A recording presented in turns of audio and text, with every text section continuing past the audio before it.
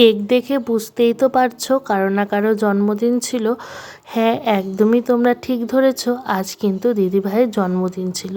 আর এদিকে দেখো আমার মেয়ে মণিমাকে বলেছে তুমি কিছু দেখবা না, চোখে হাত দিয়ে থাকো। তারপর এদিকে দেখো নিয়ে এসেছে।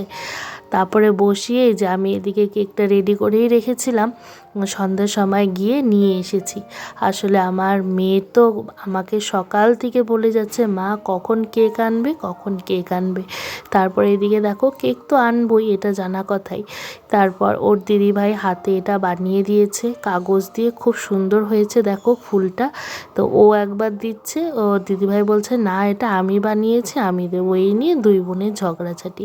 তারপর এদিকে দেখো ওর মণিমাকেও কেক খাইয়ে দিচ্ছে আর নিজেও এই সুযোগে বারবার করে কেক খেয়ে নিচ্ছে।